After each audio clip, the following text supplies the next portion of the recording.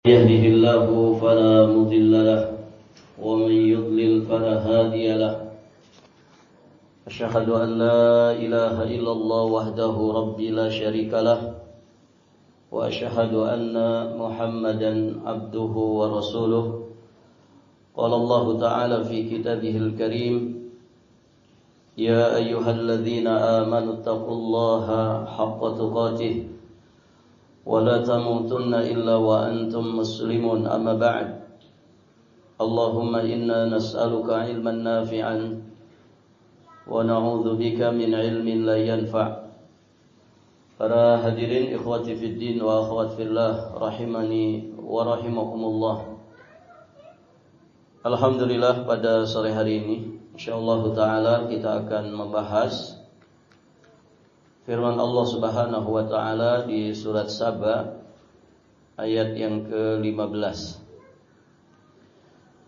Allah berfirman ba'da a'udzu billahi as-sami'il 'alim minasyaitonir rajim. Laqad kana li saba'in fi maskanihim ayah jannatani an yamini wa shimal kulu min rizqi rabbikum washkuru lahu baldatun tayyibatun wa rabbun ghafur. Allah berfirman yang artinya sesungguhnya bagi kaum Saba ada tanda kekuasaan Allah fi maskanihim di tempat kediaman mereka. Apa yang menjadi tanda kekuasaan Allah ini? Jannatani ayyamini wa shimal, yakni dua buah kebun di sebelah kanan dan di sebelah kiri. Kulu mir rizqi rabbikum, kepada mereka dikatakan makanlah oleh kalian mir rizqi rabbikum, dari rezeki yang dianugerahkan kepada kalian. Washkuru lahu, dan bersyukurlah kalian kepadanya. Baldatun tayyibatun wa rabbun ghafur, negerimu adalah negeri yang baik dan Rabbmu adalah Rabb yang maha pengampun. Hadirin jamaah yang dirahmati Allah, ayat yang mulia ini, surat Saba ayat ke-15 ini disebutkan oleh Allah Subhanahu wa taala setelah Allah menyebutkan nikmat yang diberikan kepada keluarga Nabi Daud alaihi salam, yakni di ayat ke-10-nya. Kemudian setelah juga Allah menyebutkan tentang bentuk syukur mereka kepada Allah, setelah Allah kabarkan bahwa hanya sedikit di antara hamba-hambanya yang bersyukur kepadanya atas nikmat yang telah Allah berikan.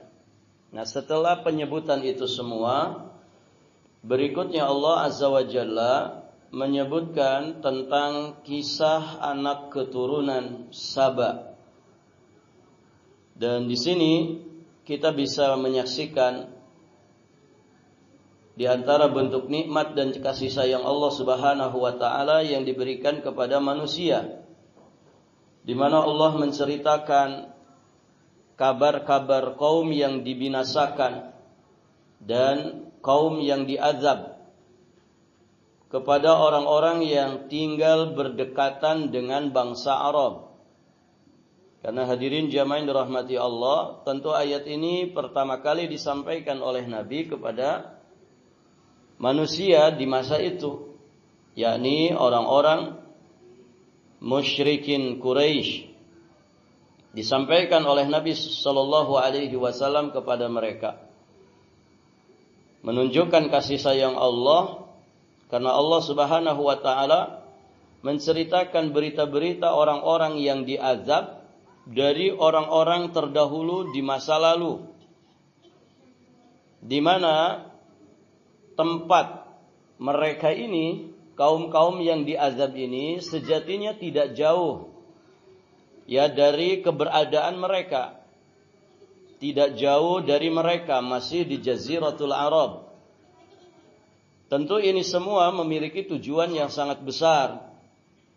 Ya, agar mereka itu lebih membenarkan apa yang disampaikan oleh Nabi sallallahu alaihi wasallam, lebih mudah untuk menerima apa yang didakwahkan Nabi sallallahu alaihi wasallam. Karena yang diceritakan oleh Nabi ini tentang kaum-kaum terdahulu yang diazab oleh Allah Subhanahu wa taala itu tidak jauh dari mereka, masih di Jaziratul Arab. Bahkan mereka bisa secara langsung melihat ya bekas-bekas atau peninggalan-peninggalan azab itu.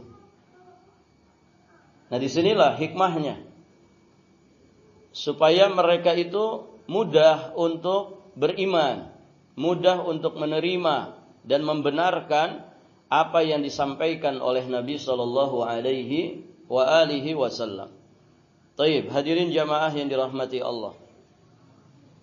Maka di sini kita akan mengambil beberapa pelajaran. Allah sampaikan di sini laqad kana li sab'in fi maskanihim ayah. Laqad kana li saba'. Nah, kita akan bahas siapa sebetulnya Saba ini. Hadirin jamaah yang dirahmati Allah, dijelaskan oleh para ulama bahwa Saba itu nama gelar salah seorang raja Yaman kuno. Jadi di negeri Yaman, hadirin jamaah yang dirahmati Allah, di masa-masa dahulunya rajanya itu digelari dengan istilah Saba. Sama seperti kalau di Mesir ya. Di Mesir ada gelar raja Mesir kuno. Namanya apa? Di Mesir Fir'aun, kan begitu ya? Fir'aun. Nah, kalau di negeri Yaman itu gelarannya adalah Saba, yakni Saba bin Yasjub. Ya, dikatakan oleh ulama nasab, di antaranya Muhammad bin Ishaq, bahwa ismu Saba, nama dari Saba itu adalah Abdusyam bin Yasjub bin Ya'rub bin Qahtan. Kadang kita mendengar atau melihat ada mungkin di masa ini para masyayikh yang nama belakangnya Qahtani, Al-Qahtani, Al-Qahtani. Nah, para jamaah yang dirahmati Allah, nanti akan kita bahas di sini Qahtan. Nah, Saba ini adalah Abdusyam bin Yasjub bin Ya'rub atau bin Ya'rab bin Qahtan. Jadi nama asli dari Saba itu Abdusyam. Ya, orang-orang dahulu memberi nama itu dengan menisbatkan atau menyandarkan, menghambakan ya kepada salah satu di antara makhluk Allah. Dalam Islam tidak boleh ya. Kalau orang punya nama misalkan Abdul Qamar. Abdul Qamar berarti hambanya bulan. Kalau Abdusyam berarti hambanya matahari. Nah, dalam Islam tidak boleh nama itu dihambakan kepada sesama makhluk. Yang boleh itu adalah muta'abbad bi ismin min asma'illah. Ya, dihambakan kepada nama dari nama-nama Allah. Dan itu termasuk nama-nama yang bagus. Misalnya Abdullah, Abdul Rahman, Abdul Latif, Abdul Jabbar dan seterusnya. Jadi orang-orang dulu ya banyak yang namanya kemudian dihambakan kepada selain Allah. Nah, di sini Saba itu namanya Abdusyam bin Yasjub bin Ya'rub bin Qahtan. Nah, ahli sejarah dan juga ahli nasab mereka berselisih tentang siapa sebetulnya Qahtan ini. Berarti kakek kedua dari Abdusyam. Kan Abdusyam bin Yasjub bin Ya'rub bin Qahtan. Jadi kakek kedua dari Saba ini. Siapa ini Qahtan? Ada yang berpendapat bahwa Qahtan itu adalah anak cucu dari Iram bin Sam bin Nuh. Iram bin Sam bin Nuh. Ya, nanti ujung-ujungnya nyambungnya semua ke Nabi Adam begitu ya. Qahtan ini adalah cucunya Iram bin Sam bin Nuh. Baik, ya berarti masih anak keturunan Nabi Nuh alaihi salam. Nah, sebagian mengatakan dia itu keturunannya Abir. Abir itu yakni Hud alaihi salam. Nabi Hud alaihi salam. Kemudian juga ada pula yang berpendapat bahwa Qahtan itu adalah keturunan Nabiullah Ismail bin Ibrahim. Nabiullah Ismail bin Ibrahim. Berarti nasabnya jalur Nabi Ismail bin Ibrahim alaihi salam.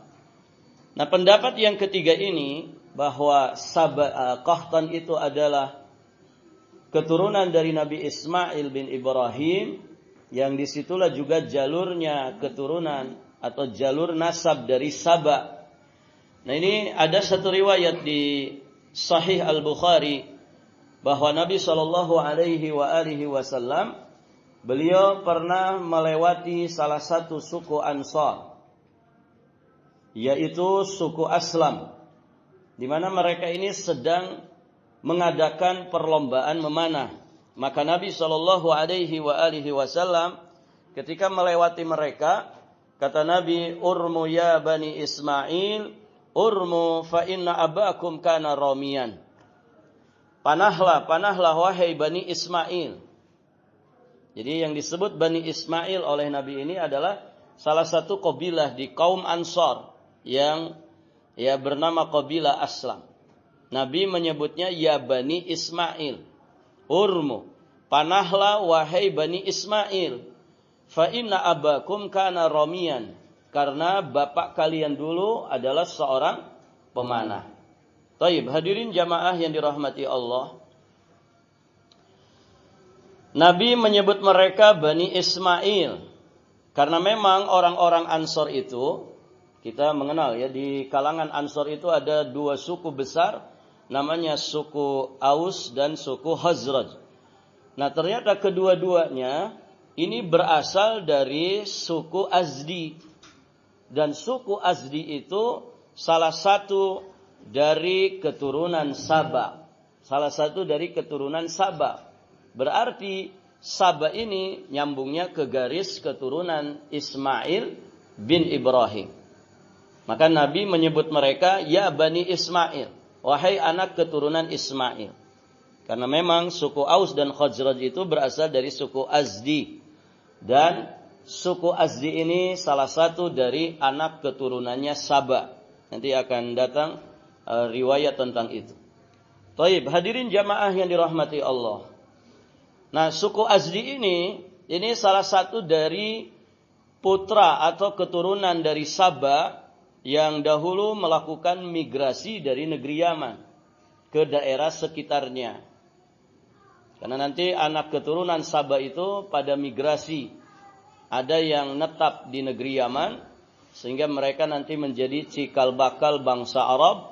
Kemudian juga ada yang migrasi sampai ke negeri Syam, negeri Irak, juga negeri Hijaz. Taib, hadirin jamaah yang dirahmati Allah. Kemudian kenapa dikatakan sebagai Saba? Dikatakan oleh Imam Ibnu Katsir rahimahullahu taala, wa innama sumiya Saba li'annahu awal man saba'a fil Arab.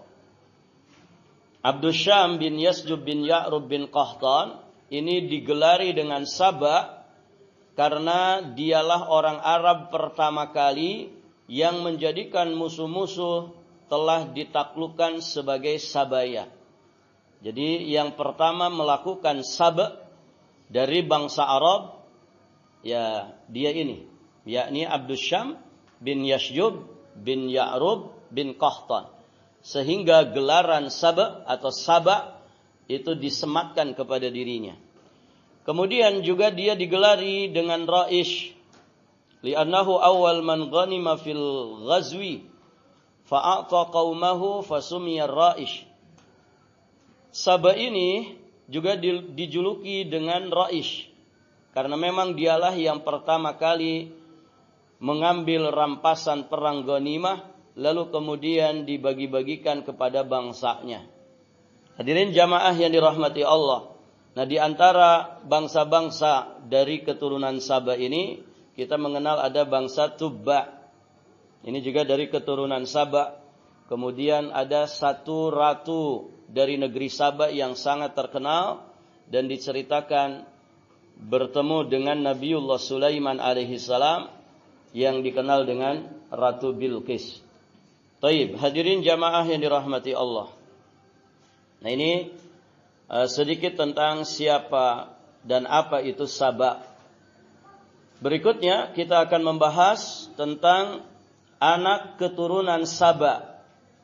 Anak keturunan Saba. Ibnu Abbas radhiyallahu taala anhuma, beliau pernah mengatakan, "Inna rajulan sa'ala Rasulullah sallallahu alaihi wasallam an Saba, ma huwa? Rajulun am imra'atun am ardun?" Ada seseorang yang bertanya kepada Nabi sallallahu alaihi wasallam tentang Saba. Saba itu apa sebetulnya? Apakah seorang laki-laki ataukah seorang perempuan ataukah dia sebuah negeri? Maka kemudian Nabi bersabda menjelaskan hakikat daripada Saba ini. Walaupun kemudian barakallahu fikum berikut-berikutnya Saba ini akhirnya menjadi sebutan untuk sebuah negeri, sebutan untuk gelaran satu kerajaan. Tapi asalnya kata Nabi, Saba itu laisa bi ardin. Saba itu bukanlah nama sebuah tempat atau sebuah negeri. Walam ra'atin, Saba juga bukan seorang perempuan. Akan tetapi kata Nabi, bal huwa rajul. Akan tetapi Saba itu adalah seseorang, walada asyratan, yang dia itu memiliki 10 anak. Fasakana al-Yaman minhum sittah.